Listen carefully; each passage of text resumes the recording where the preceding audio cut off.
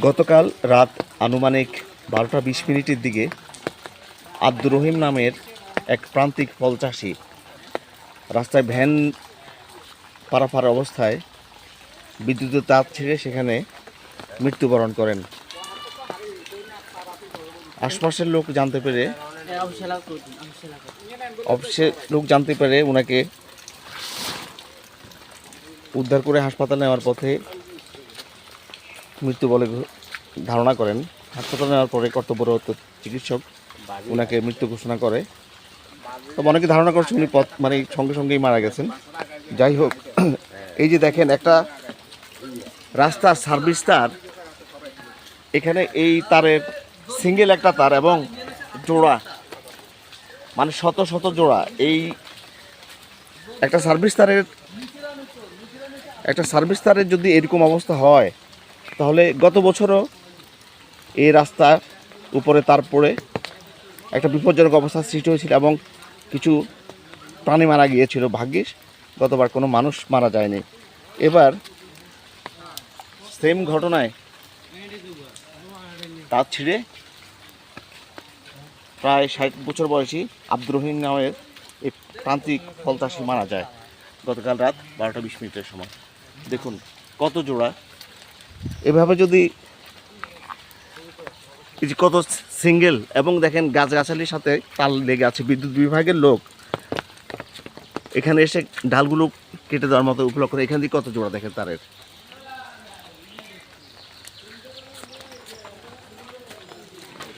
বারবার তাদেরকে মৌখিকভাবে জানানোর পরেও বিদ্যুৎ বিভাগের কোনো কর্মচারীরা এই বিষয়ে কোনো ধরনের উদ্যোগ নেয়নি। এখান দিয়ে দেখেন এই তার ছিঁড়ে পড়ে আছে জোড়া। এই যে দেখেন জোড়া, মনে হয় 10 হাতের মধ্যে কতগুলো জোড়া। এই যে আরেকটি জোড়া,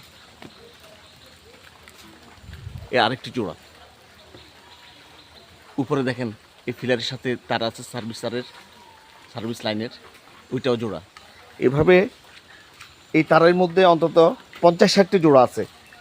আপনার 200 মিটারে একটি বিদ্যুতের সার্ভিস লাইনে ঘনবসতিপূর্ণ এলাকা, এখানে অন্তত প্রায় 150-এর মতো মিটার আছে।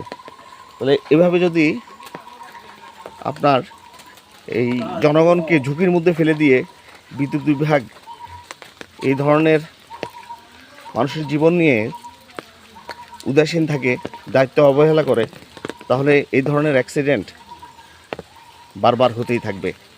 বিদ্যুৎ বিভাগ কর্তৃপক্ষ এবং স্থানীয় এবং জেলা পর্যায়ে যে নেতৃবৃন্দ আছেন, সরকারি কর্মচারী আছেন, প্রশাসনিক দায়িত্বরত আছেন, তাদের সবাইকে অনুরোধ জানাবো, আপনারা এই মধ্যমচরিয়া 6 নং নোয়াখালী ইউনিয়নের অন্তর্গত 5 নং ওয়ার্ডের মধ্যমচরিয়া সাদুমিয়া সড়কের তেমহনির রাস্তার মাথা থেকে দক্ষিণ পাশে যে সার্ভিস তারটি আছে, ওই তারটি নতুনভাবে সংযোগ দিয়ে আপনার বিদ্যুৎ সরবরাহের ব্যবস্থা করুন, না হলে এই বিপদ ঘটতেই থাকবে এবং মানুষের জীবন আরও ঝরে পড়ার সম্ভাবনা আছে।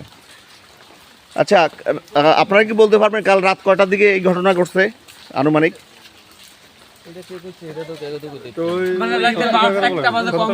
হ্যাঁ, 12টা-1টার দিকে।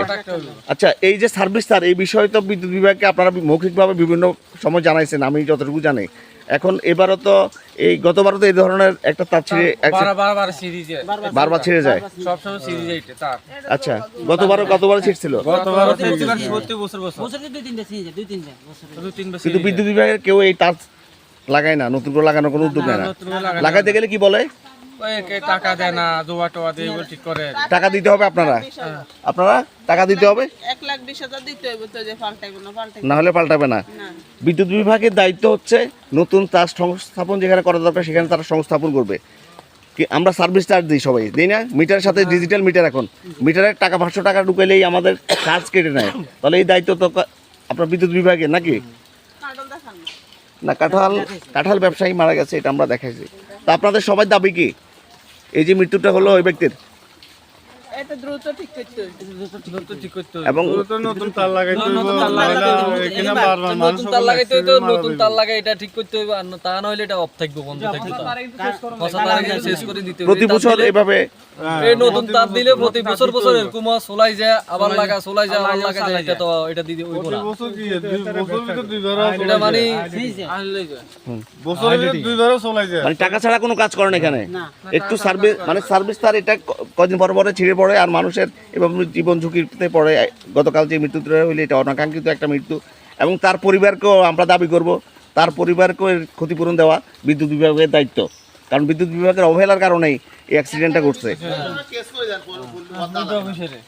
বিদ্যুৎ পুরাই সিঙ্গেল, তারটা পুরা সিঙ্গেল একটা লাইন এবং কয়েকজন, আকাউন্টে কি এটা না ওরাই এটার জন্য দায়ী। জনসাধারণ যারা আছে গ্রামের, উনার প্রতিবেশী আত্মীয় স্বজন সবার দাবি। ভোল্টেজ না এই লাইনে কোনো সমস্যা। ভোল্টেজ বাদ দাও তুমি, ভোল্টেজ বাদ দাও। যে একটা দুর্ঘটনা ঘটছে, তার কারণে দুর্ঘটনা ঘটছে। এই তারের কারণেই মূলত দুর্ঘটনাটা ঘটছে।